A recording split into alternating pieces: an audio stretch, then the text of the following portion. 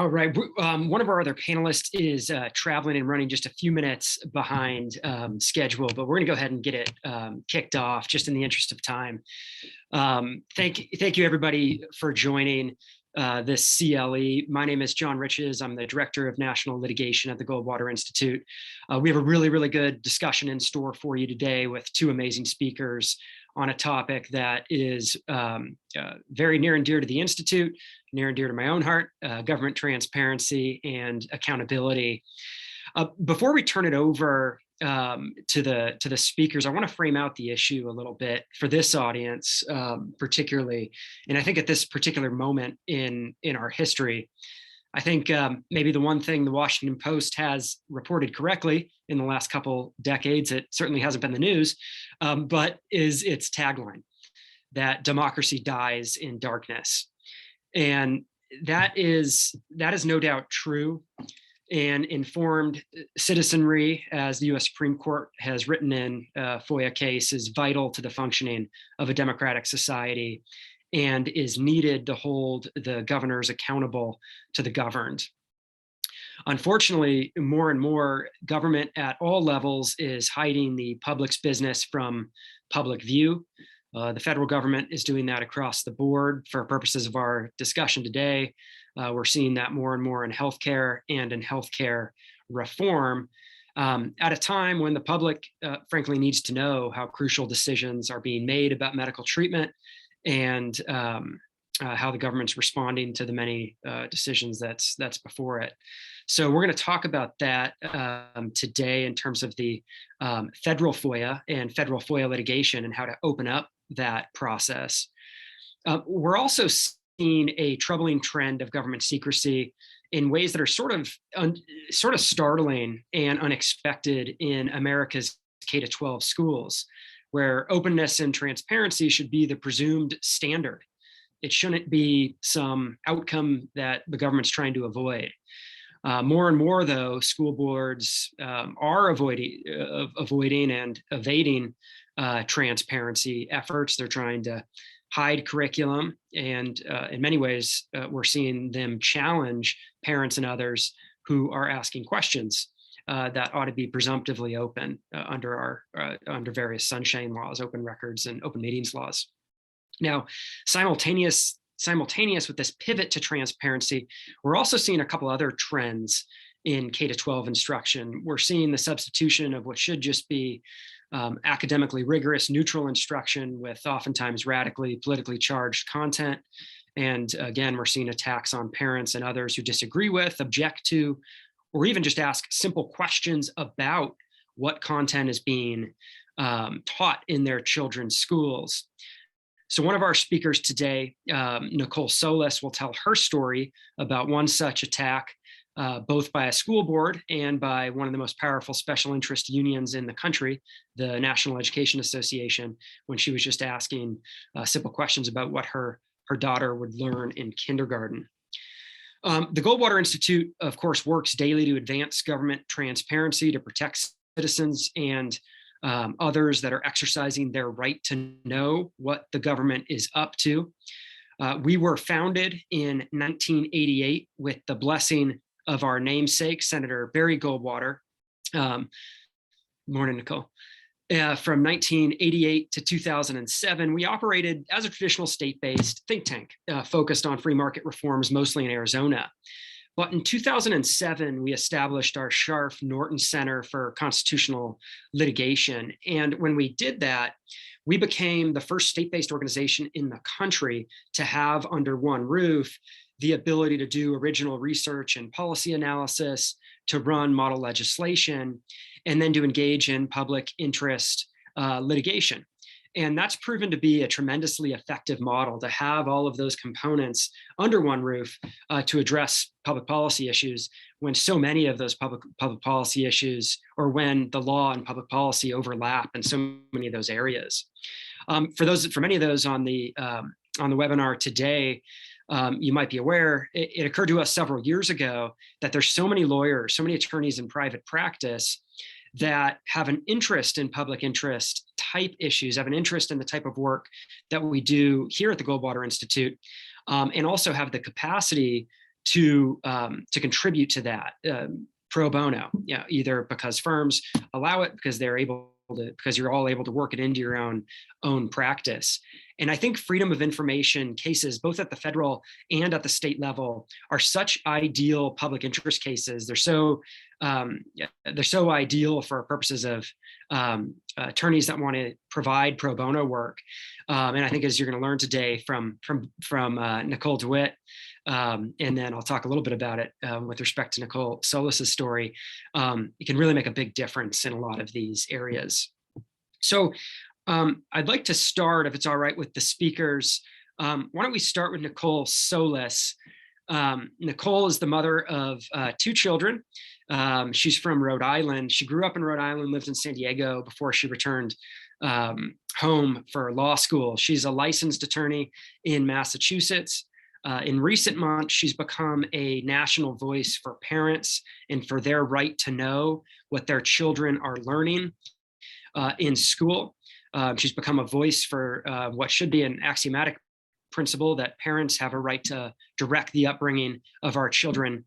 And because of the fortitude she's shown after she was attacked by the education establishment and some of their union enablers for asking simple questions about what her daughter would learn in kindergarten, she's become a national spokesperson for academic transparency. She's appeared on countless media outlets, including dozens of major national cable news outlets. So she's here to share her story with us, how Rhode Island's public record and open meetings law have interacted with that story. So we'll start with Nicole Solas, and then we'll move on to Nicole DeWitt. So Nicole S., please take it away.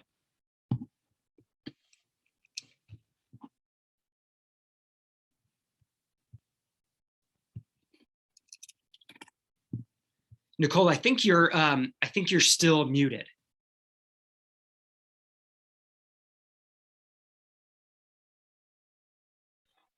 There we go. Is that better?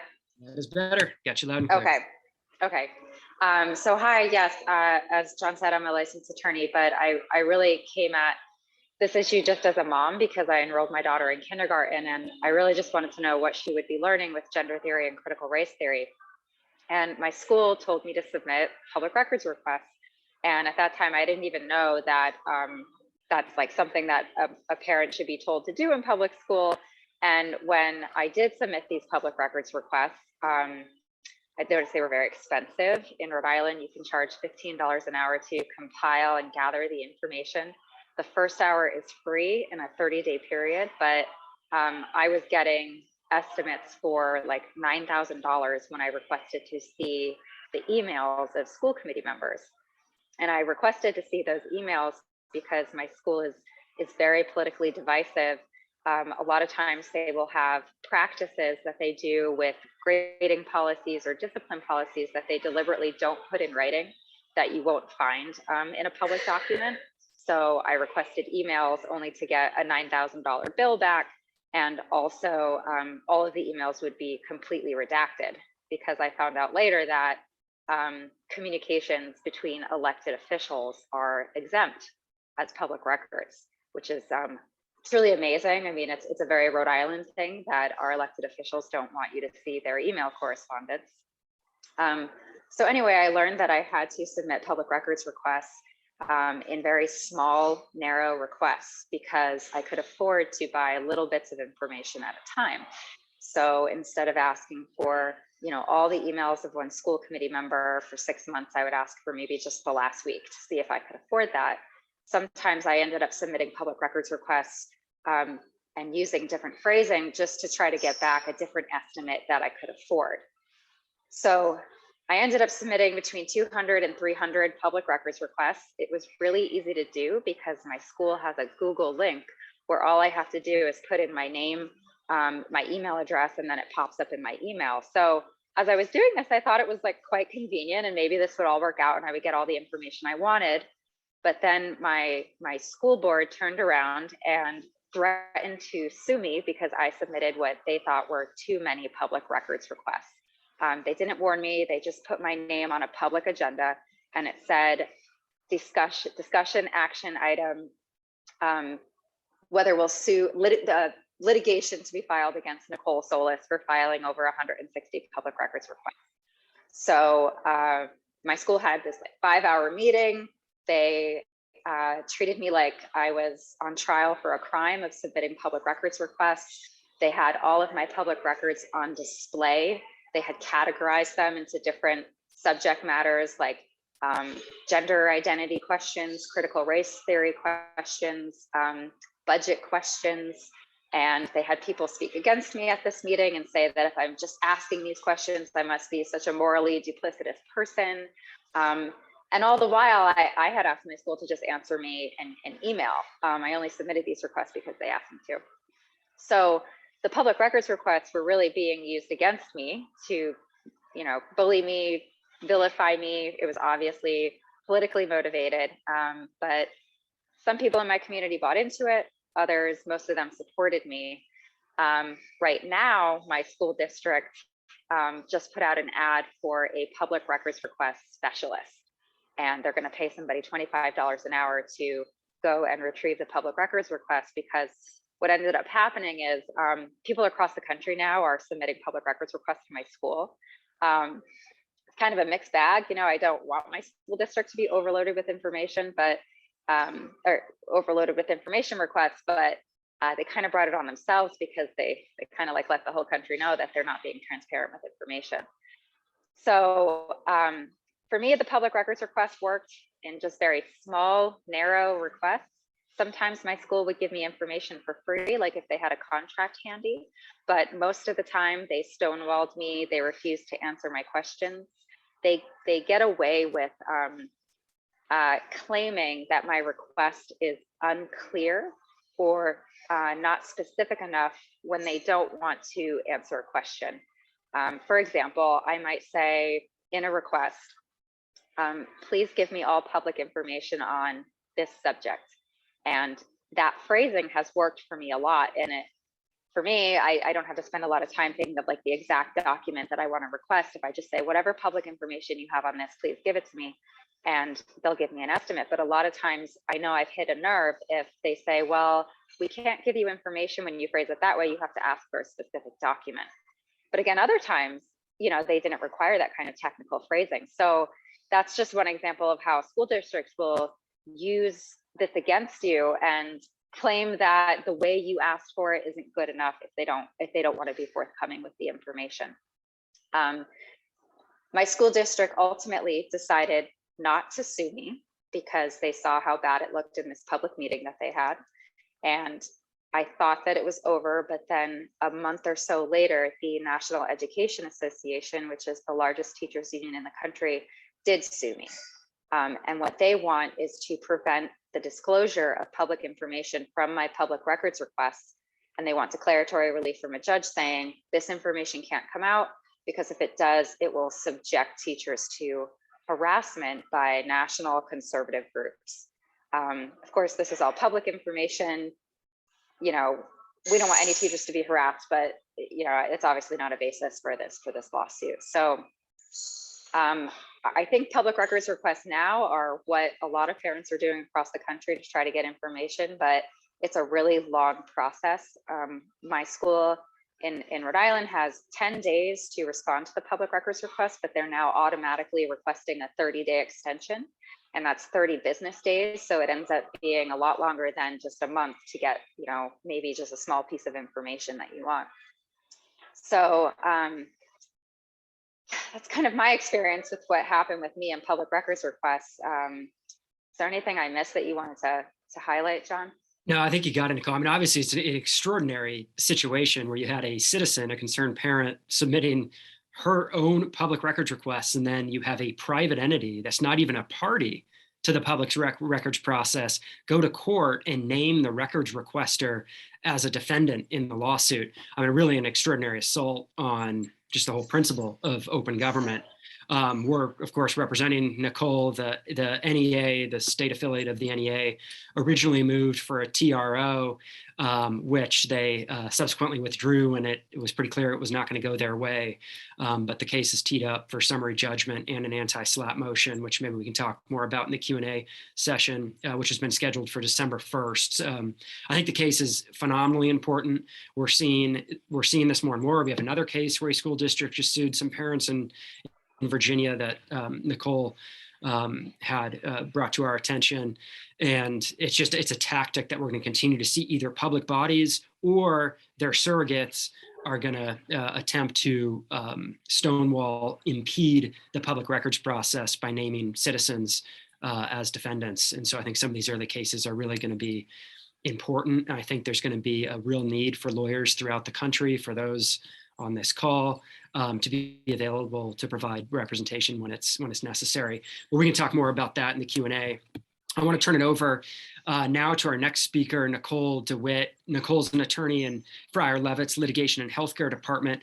Her practice focuses on healthcare, pharmaceutical, and insurance law. She represents providers in connection with healthcare and commercial disputes, as well as reimbursement and other issues. She's a litigator. She regularly appears in arbitration matters, appears in both federal and state court. And prior to joining Fryer Levitt, she was an associate in a law firm that handled healthcare provider reimbursement litigation. She also happens to be an expert in the federal FOIA, which she's going to talk to us about today. She's a member of the Goldwater Institute's American Freedom Network, one of our pro bono attorneys. She recently successfully represented us as an organization in a FOIA dispute involving the Food and Drug Administration, where there was a 5-year delay from a request that we had made to when they ultimately provided responsive records, but only in response to Nicole's lawsuit, only in response to our lawsuit. So she did just a phenomenal job with that litigation, and thought she would speak with you all about that experience and the federal FOIA generally. So Nicole, thanks again for joining us. Take it away. Thanks so much, John, and thank you for your kind words. I really value being an attorney in the American Freedom Network, and I encourage anybody who's watching who isn't involved yet to really consider the value of participating in pro bono activities with the Goldwater Institute. Personally, I've dedicated my career to healthcare litigation, and FOIA represents a very important part of my practice in that there's so much that federal agencies do that impacts our daily lives. And so much of that needs to be disclosed and available to the public.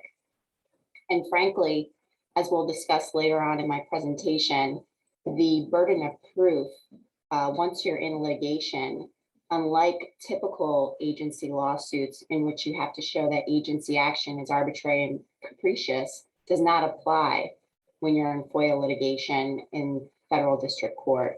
In fact, any agency action is reviewed de novo, meaning that the agency has to show that their conduct was reasonable. And in fact, there is a presumption of disclosure of federal records absent certain exemptions, which we'll discuss, the majority of which being permissive exemptions. So I'm going to show some slides that I've prepared.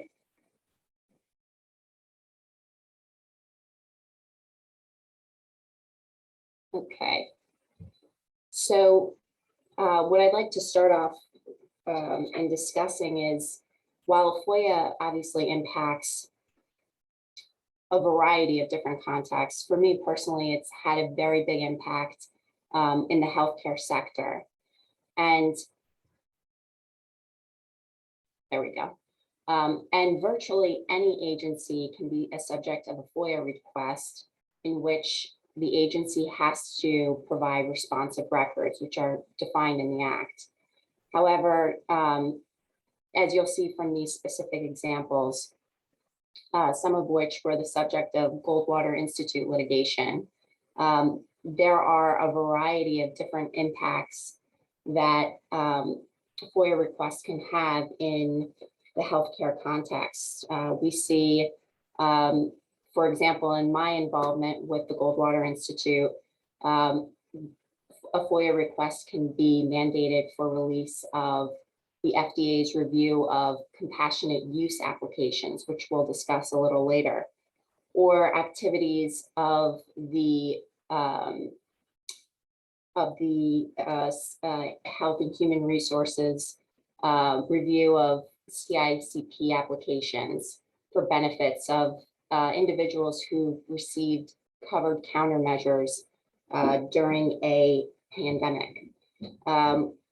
Records from the Center for Disease Control related to their activities in controlling COVID-19, government contracts, most recently for vaccine manufacturing by Pfizer and Moderna, among others.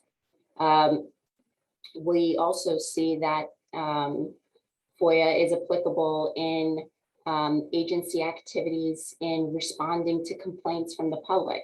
For example, CMS's review of recently enacted price transparency rule for hospitals to release all their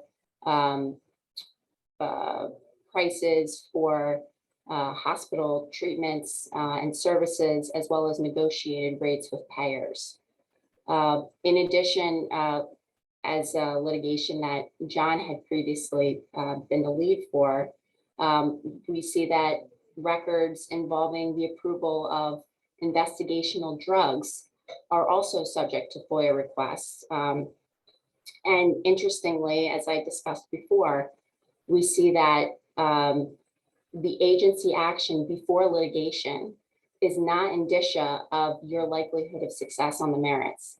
As John was able to show in the appellate division, that the agency action in withholding documents was improper under FOIA.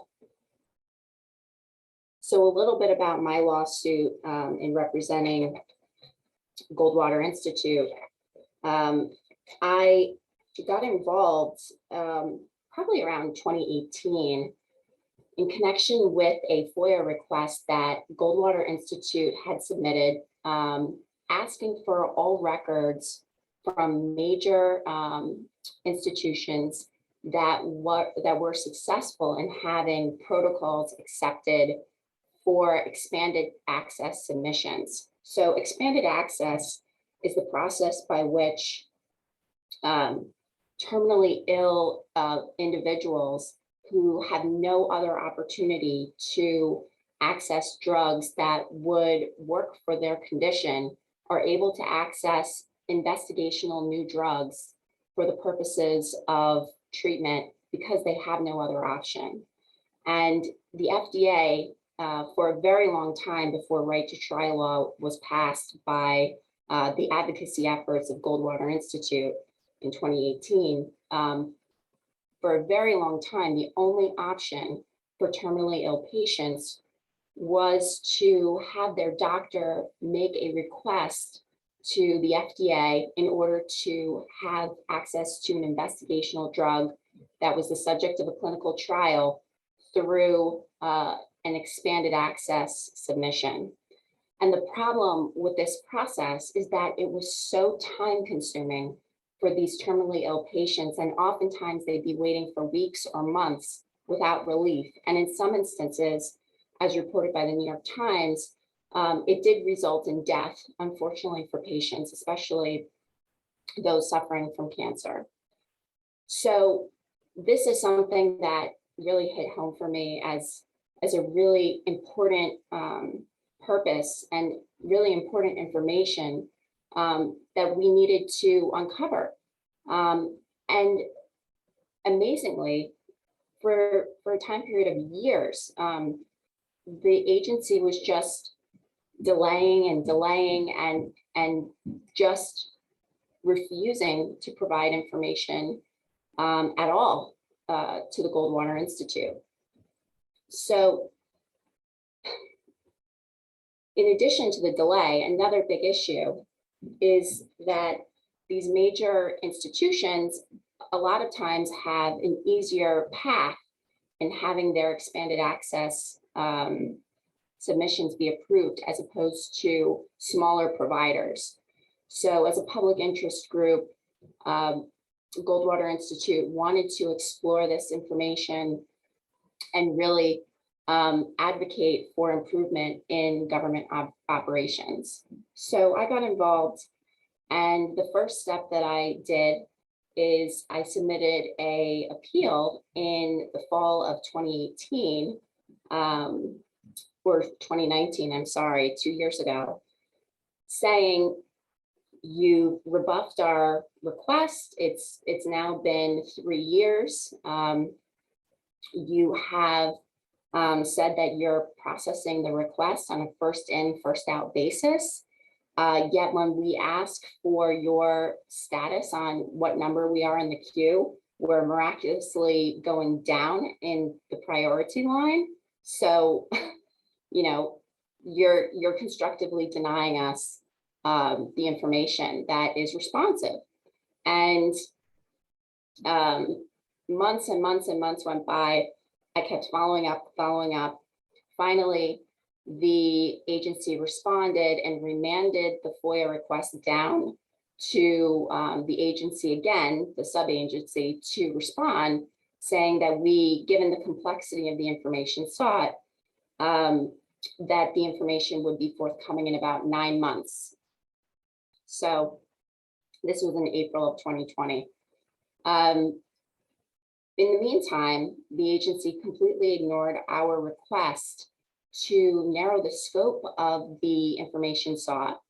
And I found that to be very unreasonable. And I raised that issue, and ultimately the lawsuit that was filed later that year in August of 2020. So at the end of the day, I filed the lawsuit after making another plea with the agency for expedited processing, which gives me immediate standing to file suit. And that was denied, of course. But nonetheless, I filed it, and that gave me standing to pursue the matter in district court.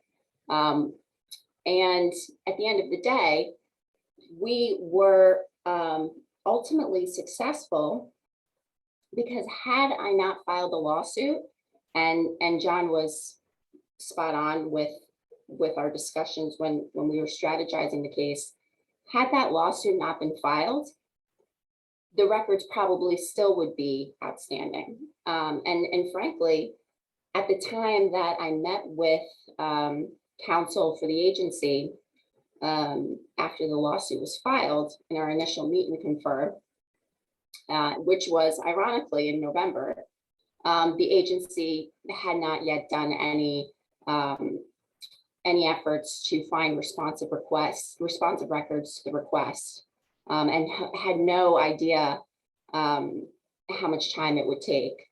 So at the end of the day, litigation is a strong tool in transparency.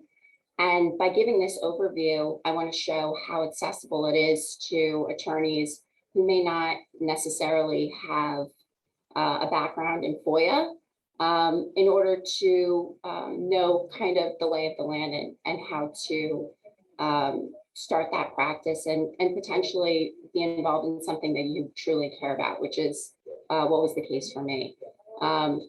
And another perk, as we'll discuss, is that there is attorney fee shifting if you do prevail. And in this case, I was successful in obtaining attorney's fees for my efforts in the litigation phase. So what is the Freedom of Information Act? The Freedom of Information Act was originally put in place in 1966. And the intent of the act is to give the public a mechanism in order to find the activities of government agencies and have transparency in the conduct of the government. Under FOIA, you don't have to communicate the reason for your request. And in fact, in recent amendments to the act, we have been given more transparency in how to go about submitting a FOIA request. Most federal agency websites are required to have a FOIA sub page, so it'll show you exactly where to submit your request. There's a FOIA.gov website, which will also show you the average response time for simple versus complex requests. And in addition, you can look up information about other FOIA requests that have been submitted and look at information that's been previously the subject of numerous requests in FOIA reading rooms. So those are options for you as well to determine whether or not you have the information readily available to you before even filing the request. Just a little overview of the Act. There's 13 subsections,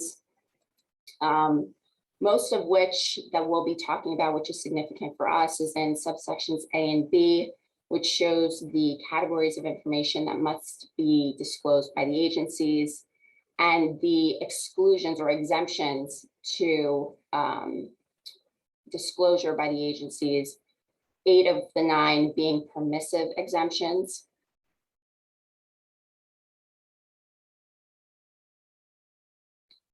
So under FOIA, there's a presumption of disclosure, and that means that the agency has to give all records that are responsive to the request unless it falls under an exemption. And even then, the agency has the opportunity to disclose the information anyway because it's a permissive exemption, with the exception of one of the exemptions, which we will discuss. When you file a FOIA request, the agency has to respond to you within 20 days. They have to make a determination. As a practical matter, because there are other FOIA requests usually in queue, they'll give you an anticipated return date for the record request. They'll say, you know, we're working on it. Sometimes they'll extend. That's pretty commonplace. But again, there are mechanisms to short circuit that delay in the administrative phase and get straight into court so that you can compel the agency to perform their statutory duties. So 20 days is the time frame for the agency to make a determination. They have to say essentially whether or not an exemption applies, what exemptions are being applied, the rationale for it. And in addition, they'll give you in the determination response the information about how to file an appeal and the dispute liaison if you would like to discuss your dispute with the agency before filing an appeal. Under the Act, the plain language of the Act, it's 20 days for an initial determination and then 10 working days in quote unquote unusual circumstances. And those extensions are permissible only to the extent reasonably necessary for the proper processing of the requests, which are pretty commonplace. And those unusual circumstances are the need to search for and collect records, especially if it's from various offices, if there's a lot of volume in your request, or the need to consult with other agencies. As far as exemptions go, the exemptions are those which relate to national security, internal agency rules and practices, information that's specifically exempted from disclosure by federal law, and that's the mandatory exemption under FOIA.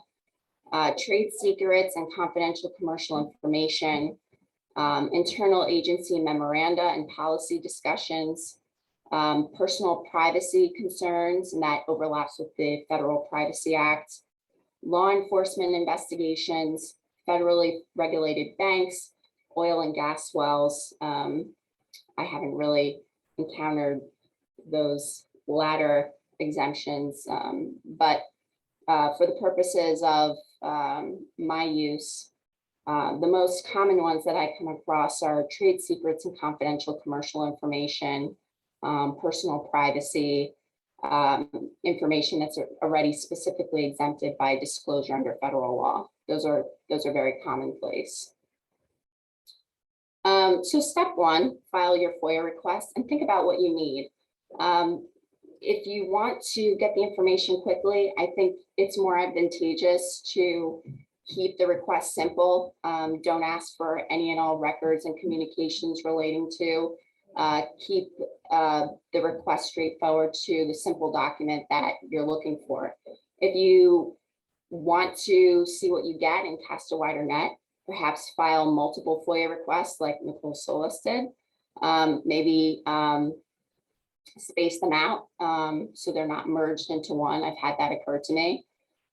But the language is important, and the language dictates whether the FOIA request will be put into a complex or simple processing queue. And if you're in a line with a lot of other FOIA requests that are very complex, that kind of cuts into the time frame that you'll be expecting a reasonable response. In your FOIA request, if you are a public interest group, include your fee waiver request.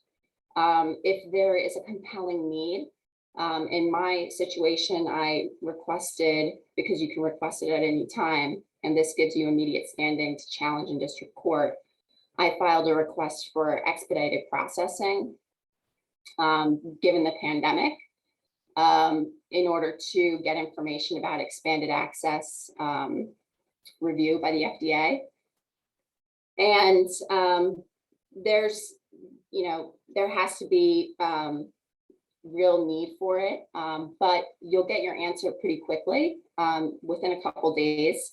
And if you disagree with that answer, you can immediately challenge the determination by the agency on your request for expedited processing. So after the 20 days or 30 days, or perhaps a few months, you get your response from the agency. They may give you records. You may be happy. They may have ignored your request, like they did in my case. And you go to the administrative appeals portion of the life cycle of the case. And in that process, you're building your administrative record. Before you go to court, you have to put as much information as you can in the administrative record, because that's going to be attached to your complaint. So you file your administrative appeal and you say, one, why you disagree with the constructive denial if you haven't received any response. Otherwise, you can challenge the release of records that you did get and the use of exemptions. So if you got records and they were redacted, the redactions will indicate what specific exemption was applied, and you submit in your administrative appeal legal argument as to why more or less your exemption, the exemption use was improper in this case. After that point, when you've exhausted your efforts to have the agency provide the records that they're required to do under the act, you may file for a litigation. So during this process, typically, in my experience, the agency is really going to not go back and forth too much. It's pretty much going to stick to its initial determination. So you just want to show good faith that you've exhausted that appeal phase by submitting your appeal. And that way you have standing to proceed to federal district court. So FOIA preliminary considerations, you want to exhaust your administrative remedies. Otherwise, you'd be subject to a motion to dismiss. Where do you want to file? The District of Columbia is always a venue that's available. Alternatively, it's the district where the requester has his or her principal place of business, or the district where the records are located. The agency has to file an answer in 30 days and not the typical 60 days as typically required under the rules of civil procedure. As we discussed earlier, the standard of review, it's de novo. So the court is really not going to give any deference to the agency action. Once you get into court, you will decide in your initial Rule 16 case management order, kind of the way that the litigation is going to go. If records have been released, there will be motion practice related to the agency's belief that they've met their burden in providing the reasonable amount of records under the Act. And alternatively, the plaintiff will file a competing motion for summary judgment that they have not satisfied their burden to disclose all responsive records under the Act. In addition, if records have not been disclosed, there will be time put in for for further production and a Vaughn index, which is essentially your privilege log for the use of exemptions in the production. If there are more records that need to be produced, let's say you filed suit and the agency says, Your Honor, we've been acting reasonably in processing the request, they may move to stay proceedings until they initially produce all the records. And these are factors that the defendant agency will have to show that there are exceptional circumstances warranting a stay, that to show that they've been acting reasonably and exceptional circumstances apply for them to need more time to produce the records. The Vaughn index, that's the privilege log as discussed. And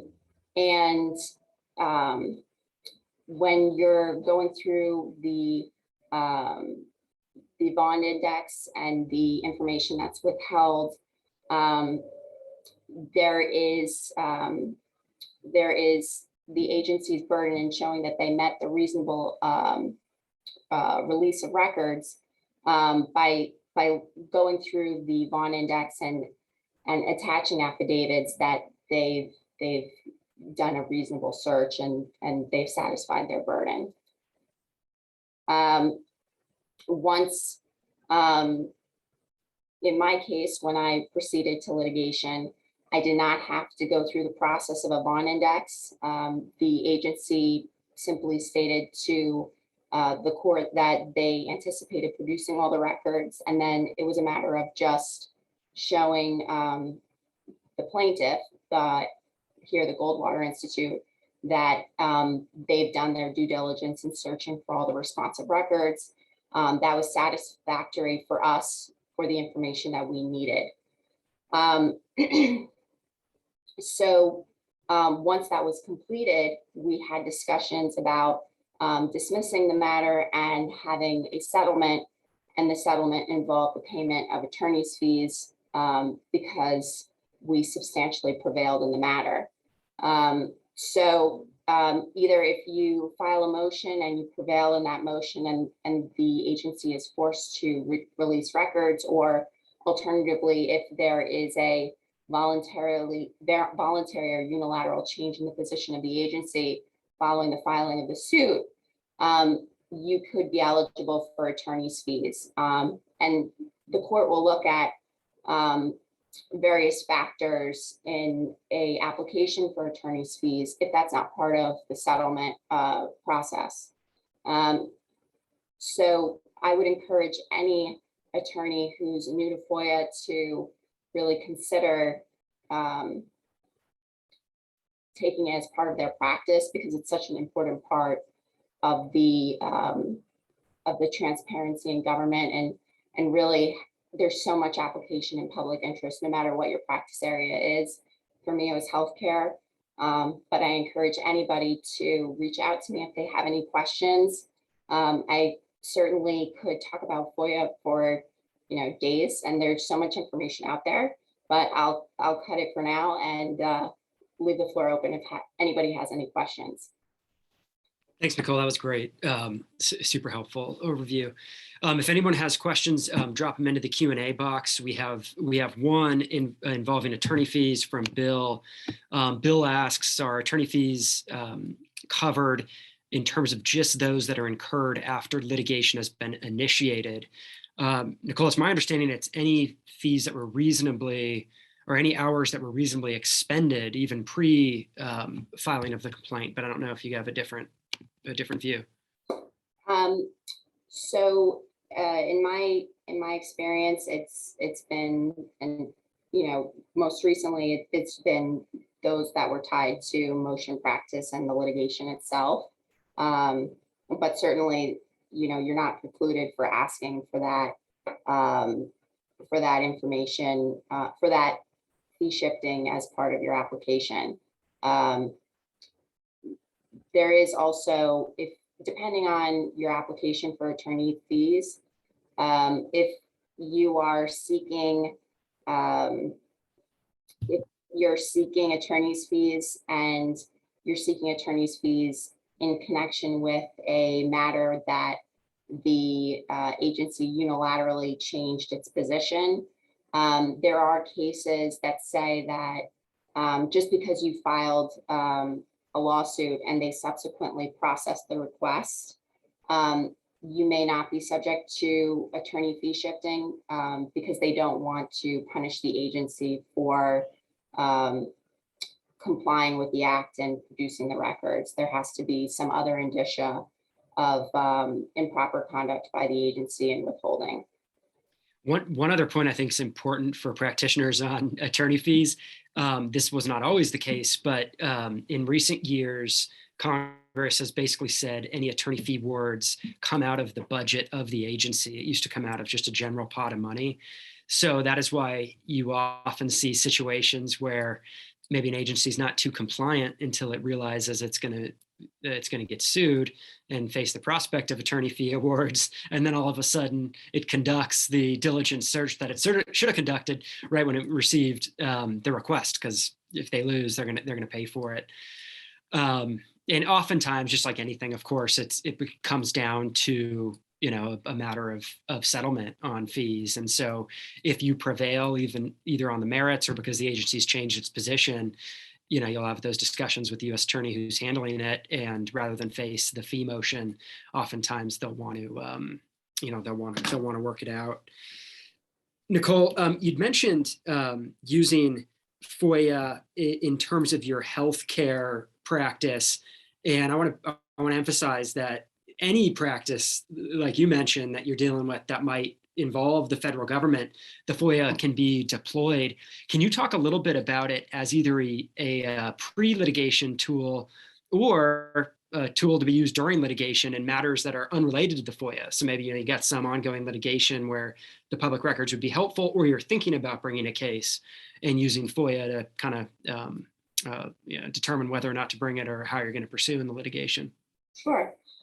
So I think in terms of providers, it's very helpful if there's some ambiguity in interpretation of a regulation or ambiguity in enforcement of whether a certain arrangement is proper or improper, that provider could submit a FOIA request asking for any records providing clarification on that regulation or enforcement activities related to that regulation in order to show due diligence in compliance efforts. So that would be outside the scope of litigation. In other contexts also, FOIA requests are a helpful tool to use in parallel with discovery. If you're in litigation and you know that there's information that's potentially helpful to you in connection with agency records, certainly submit those FOIA requests, and there's nothing precluding you, at least in the civil context, from introducing that as potentially discoverable information. Yeah, I had a case involving the city of Phoenix one time, and we were in litigation, and we were also doing some public policy research on on the issue that we were litigating over, this thing called pension spiking. And we submitted a FOIA while the litigation was ongoing, and the city's attorney said, no, you can't use that as a discovery tool. And there was just real clear case law in Arizona that said, yeah, of course you can. You can submit a FOIA at any time for any reason, yeah, you know, whether or not you're in litigation. That was an interesting outcome. Again, any questions, drop them into the chat. The case that Nicole had mentioned that we litigated, so we've litigated a couple against the FDA. The one that we did in-house was sort of an interesting response from the agency. You all might remember the Ebola outbreak in Africa. And it turns out that there was an investigational drug called ZMapp that was available at the time. And 2 American doctors had contracted Ebola. And then the FDA authorized, through its emergency authorization process, the use of ZMapp, which was not yet approved, for those 2 doctors. And so in the way they did it, they authorized it within a matter of like a week or 10 days, which was really, really fast. Usually it takes months and months and months. So we submitted a FOIA basically asking, how did this process work? What factors did the agency consider in authorizing emergency access here? We wanted to know if these patients received access to investigational drugs, and fortunately they did. How could other sick and dying patients also receive access to investigational drugs on such an expedited timeline? And the agency responded first that we were requesting confidential commercial information, although we were only asking about government processes and procedures. We asked about nothing from the drug manufacturer.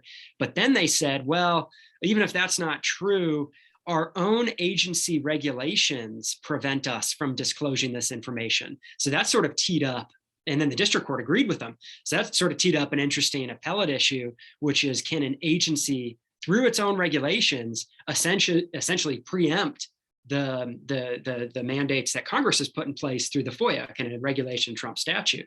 And we went up to the Ninth Circuit Court of Appeals, and the Ninth Circuit said, no, obviously that is not the case, and remanded it back to the district court, where the agency promptly disclosed all of the records that they were withholding under their own regulation. But I raised that case. What's your experience, Nicole, with agencies trying to broadly apply exemptions that might not have any application, like in this case, the commercial exemption, or trying to fall back and say there's some, regulatory reason why they can't disclose the records? Sure. Yeah, I've encountered it where there is a broad application of exemptions. And I think the basis for that is just trying to get through the FOIA request queue. That these analysts, they're short-staffed, and they may not necessarily be thinking of the exemption application in terms of its legal import, and more so just as a basis of, we're going to broadly apply it because we have the authority to do so, at least in their view, at the administrative phase. And on that basis, it cuts away from the amount of time that they have to spend in processing their requests and looking for responsive records. Yeah, in the exemptions under the FOIA, some of them are pretty broad. Deliberative process is pretty broad, where they say anything that the agency is considering as it's basically going to implement a policy or decision may be protected. And each state records law, as Nicole Solas mentioned, is different. Some have exemptions for things that you would never suspect. Like if you're a public official, then your communications are exempt. Well, what's the point of the Freedom of Information Act law if public officials aren't subject to it, or elected officials aren't subject to it? So it kind of knowing those areas on the federal side, and then importantly on the state side is really, it's very, it gets very specific at the state level. We're running right up at against the clock. I just wanted to end with a couple thoughts and then thank our speakers. As Nicole mentioned, this is a practice area where for once, the burden is in the plaintiff's favor. For those of you who practice any plaintiff's work, it's pretty remarkable that the presumption is in favor of disclosure. If an agency is going to assert an exemption, the agency bears the burden of proof that the exemption applies. There's really good case law that says if it's a tie, the tie goes to the requester. So that's really nice. That makes for that makes cases oftentimes the likelihood of success greater than they might otherwise be.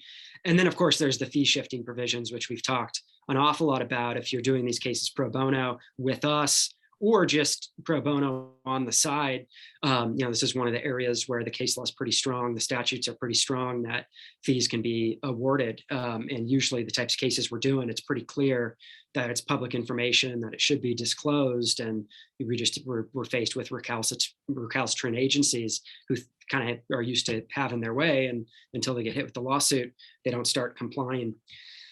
So if anyone has any questions about any of this stuff, please reach out to us, or thank you, Nicole, for making yourself available for questions. This does qualify for CLE credit in Arizona. So let Colleen know if you want CLE credit. It might also, to the extent you're out of state, qualify for CLE credit there. Just reach out to us and we'll get you a certificate that says what was done and when it was done.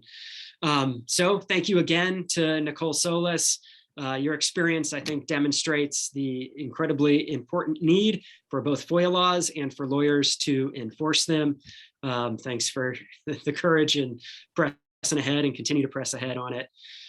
Nicole, thank you for your expertise in this and for your pro bono assistance with the issues that we encountered under the federal FOIA. And with that, why don't we go ahead and sign off, and thank you all very much. Thank you, everybody. Thanks, y'all.